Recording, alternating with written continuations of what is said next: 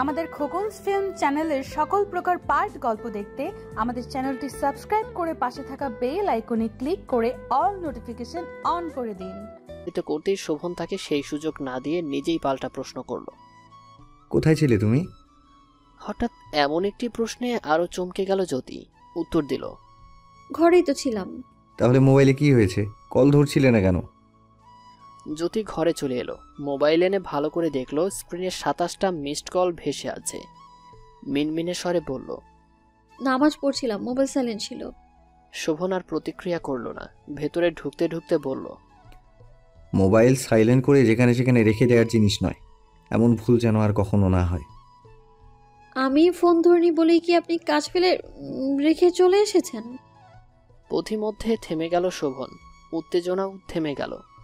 অধীর আগ্রহে উত্তরের অপেক্ষা করছে জ্যোতি। একটু ভেবে শোভন বলল, তোমার জন্য কেন আসতে যাব? কাজ শেষ তাই চলে এসেছি। এত বড় অফিসে কাজ শেষ হলে যখন তখন চলে আসা যায়? সে কৈফিয়ত কি তোমাকে দিব নাকি? আমার উপর এসব জেরা একদম করতে আসবে না। আর দাঁড়ালো না, চুপচাপ ঘরে চলে গেল শোভন। গোমরা মুখে দাঁড়িয়ে জ্যোতি বলল, যা, এত রেগে যাওয়ার কি আছে? বউকে নিয়ে চিন্তা হতেই পারে, তা বলতে অসুবিধা কিসের? সারাদিন কালো মেঘ জমে থাকা আকাশ থেকে এবার বর্ষণ হতে লাগলো। বৃষ্টি শুরু হতে না হতেই লোডশেডিং হলো। মাগরিবের নামাজ শেষে বারান্দায় মেলে দেওয়া ভেজা কাপড়গুলো আনতে গেল জ্যোতি। এক ফাঁকে গ্রিলের বাইরে হাত বাড়িয়ে দিয়ে বৃষ্টির ফোঁটাগুলো ছুঁয়ে দিতে লাগলো। চারদিকে ছেয়ে আছে অন্ধকারে। একটু পরপর বিকট শব্দে আকাশ গর্জে উঠছে। বাজার থেকে আসার সময় সঙ্গে করে কিছু মোম এনেছিল শোভন। একটি মোম জেলে ঘরে নিয়ে এলো। মুহূর্তেই অন্ধকার বিলীন হয়ে ঘর আলোকিত হয়ে গেল। ঘরে স্ত্রীকে দেখতে না পেয়ে মোমটা ড্রেসিং টেবিলের উপর রেখে অন্ধকারের বারান্দার দিকে পা বাড়ালো। জ্যোতি বৃষ্টির পানিতে হাত ভেজাতে ব্যস্ত। তাকে দেখে যে কেউই বুঝে যাবে যে মেয়েটির বৃষ্টি খুব পছন্দ। শোভনও হয়তো বুঝতে পেরেছে। সে তার গম্ভীর কণ্ঠে বলল, শুকনো কাপড়গুলো তো ভিজে যাচ্ছে। স্বামীর কণ্ঠস্বর শুনে দ্রুত গ্রিলের বাহির থেকে হাতটি ভেতরে নিয়ে এলো জ্যোতি। পরনের জামার মধ্যে হাত মুছে কাপড়গুলো আঁকড়ে ধরে ঘরে চলে এলো। সেই সকালে কাপড়গুলো ধুয়ে বারান্দায় মেলেছিল জ্যোতি। কাপড় শুকিয়ে গেছে, কিন্তু তার ভুলবোনা তা আনতে ভুলে গিয়েছিল। তার মধ্যে দুই একটা কাপড় পুনরায় ভিজে গেছে। ভেজা কাপড় অন্য ঘরে রেখে এসে শুকনো কাপড়গুলো ভাঁজ করতে লাগলো জ্যোতি। শোভন দেওয়ালে হেলান দিয়ে ঘরের দিকে মুখ করে দাঁড়িয়ে আছে, দৃষ্টি জ্যোতির দিকে। কয়েক মিনিট নীরবতা পালন করে জ্যোতিকে উদ্দেশ্য করে শোভন প্রশ্ন করল, বৃষ্টি ভালো লাগে? ভ্রুকুচকে শোভনের দিকে তাকালো জ্যোতি। শোভন বলল, ভিজবে? ঠোঁটের কোণে হাসি ফুটে উঠল জ্যোতির। উচ্ছ্বাসিত কণ্ঠে বলল, হ্যাঁ। পরক্ষণেই কিছু একটা ভেবে হাসি মিলিয়ে গেল। শোভন জিজ্ঞেস করল, আবার কি হয়েছে? ভিজবো কোথায়? বারান্দা দিয়ে তো ভেজার মতো বৃষ্টির ফোঁটাই আসে না। কেন, ছাদ আছে না? ছাদে গিয়ে ভিজবে। মুখে আবারও হাসি ফুটে উঠল জ্যোতির। বসা থেকে উঠে দাঁড়ালো, বলল, তাড়াতাড়ি চলুন, তাহলে বৃষ্টি থেমে যাবে তো। তুমি আগে আগে হাঁটতে থাকো, আমি আসছি। মোম হাতে নিয়ে যাওয়ার জন্য পা বাড়ালো জ্যোতি। পেছন থেকে শোভন প্রশ্ন করল, সঙ্গে মোম নিচ্ছ কেন? ছাদের কাছে গেলেই তো বাতাস মোম নিভে যাবে। দীর্ঘশ্বাস ফেলল জ্যোতি। মিনমিনে স্বরে বলল, দেখেছেন কি কাণ্ড, তাড়াহুড়ো করতে গিয়ে ভুলভাল কাজ করে ফেলেছি। আচ্ছা, অন্ধকারে যাব কিভাবে? মোবাইলে লাইট আছে তো, নাও চলো এবার। দরজা ভিড়িয়ে জ্যোতিকে নিয়ে ছাদে চলল শোভন। ঝুমঝুম শব্দে বৃষ্টি হচ্ছে। দৌড়ে ছাদের মধ্যে চলে এলো জ্যোতি। ভিজতে লাগলো। আজ অনেক দিন পর বৃষ্টিতে ভিজছে সে। শেষ যেদিন সে বৃষ্টিতে ভিজেছিল তখনও তার বিয়ে হয়নি। বৃষ্টি হলেই ঘর ছেড়ে উঠোনে এসে হাত পা মেলে দাঁড়িয়ে ভিজত জ্যোতি। কিন্তু বিয়ের পর আনোয়ারা বেগমের ভয়ে আর বৃষ্টিতে ভেজার সাহস হয়নি। তখন সে খানবাড়ির নববধূ। বিয়ের 2 মাসও পার হয়নি। শোভন সেই যে অফিসের বাহানা দিয়ে চলে এলো, তখনও ফেরেনি। বৃষ্টি শুরু হতেই ছাদে গিয়ে ভিজতে থাকে জ্যোতি, যা শাশুড়ির নজরে পড়ে যায়। আনোয়ারা বেগম তখন কড়া কণ্ঠে পুত্রবধূকে উদ্দেশ্য করে বললেন, এভাবে বৃষ্টিতে ভেজার কি আছে? অসুখ বাঁধালে কি হবে তখন? এই সামান্য কথাটুকুতে মনে তীব্র ভয় ঢুকে যায় জ্যোতির। তারপর থেকে আর এমন দুঃসাহসিক কাজ করার সাধ্য হয়নি তার। মা সবসময় বলতো, শ্বশুর বাড়ির লোকদের অবাধ্য হবি না কখনো, তাহলে কিন্তু তোকে বাপের বাড়ি পাঠিয়ে দিবে তারা। হয়তো এই ভয়টার কারণেই সে এত নীরব থাকে। ভিজতে ভিজতে ছাদের দরজার দিকে দৃষ্টি চলে গেল জ্যোতির। শোভন দাঁড়িয়ে আছে সেখানে, নিরাপদ জায়গায় দাঁড়িয়েছে যাতে বৃষ্টির ফোঁটা তাকে ছুঁতে না পারে। জ্যোতি একটু সামনে এগিয়ে এসে বলল, আপনি ওখানে দাঁড়িয়ে আছেন কেন? এখানে চলে আসুন, আমরা আজ একসঙ্গে ভিজবো। আমার ভেজার কোনো ইচ্ছে নেই, তুমি ভেজো। শোভনের কোনো কথাই এই মুহূর্তে জ্যোতির শুনতে ইচ্ছে হলো না। এখানে আসার পর থেকেই শোভন নামক পুরুষটির উপর তার অধিকার বেড়ে দ্বিগুণ হয়ে গেছে। ভয়ভীতিও কমে গেছে অনেকটাই। এগিয়ে এসে শোভনের হাতটি টেনে ধরল, বায়না করে বলল, এমন কেন করছেন? আসেন না, একবার ভিজিয়ে দেখুন, ভালো লাগবে। হ্যাঁ, এটা তো খাবার কিছু যে একটু টেস্ট করে দেখবো ভালো লাগে কি না। আপনি বাহানা করতে করতেই দেখা যাবে বৃষ্টি থেমে গেছে।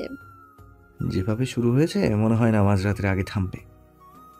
সে যখনই থামুক, আপনি আমার কথা শুনবেন কিনা শুনবেন না? হ্যাঁ, শোভন শব্দ করে একটা নিঃশ্বাস ফেলে জ্যোতির ডাকে সাড়া দিয়ে ছাদের মাঝখানে গিয়ে দাঁড়ালো।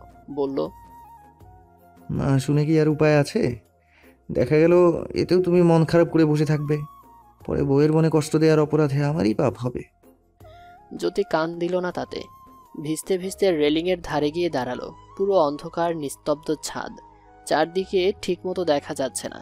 শোভন এগিয়ে এলো স্ত্রীর কাছে, পাশাপাশি দাঁড়ালো।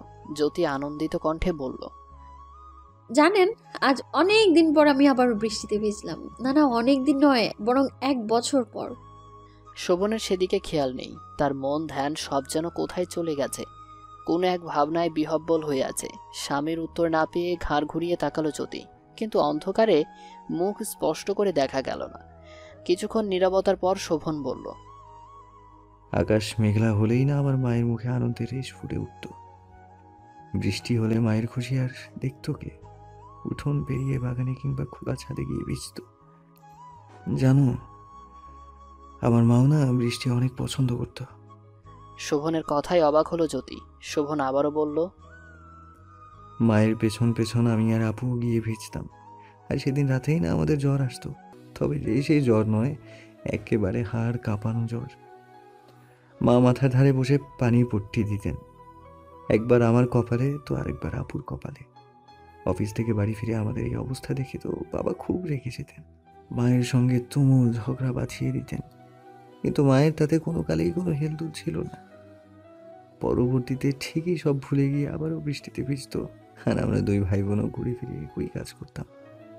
জ্যোতি চমকায়িত কণ্ঠে বলল, মাও বৃষ্টি এত পছন্দ করতেন, হুম, অথচ এখন মা কতটা বদলে গেছেন।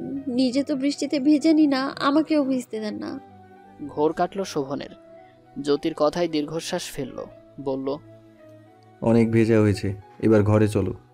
জ্যোতি শুনল না সে কথা, শুধালো, একটা প্রশ্ন করব? করো। বিয়ের পর তো কখনো বড় আপুকে দেখলাম না। আচ্ছা, উনি কোথায় থাকেন? বাড়িতে কেন আসেন না? বিয়ে হয়ে গেছে, স্বামী সন্তান নিয়ে দেশের বাইরে থাকে। ও, দেশে ফিরেননি কখনো? ফিরবে না? জানি না। আপনার বোন আর আপনি জানেন না? কথাটি এড়িয়ে গেল শোভন। জ্যোতির হাত শক্ত করে ধরে টেনে নিয়ে যেতে যেতে বলল, ঘরে চলো তাড়াতাড়ি, অসুস্থ হয়ে যাবে তো। চাইলেও আর দাঁড়াতে পারল না জ্যোতি। অগত্যা শোভনের সঙ্গে ঘরে আসতে হলো তাকে। কারেন্ট এখনো আসেনি।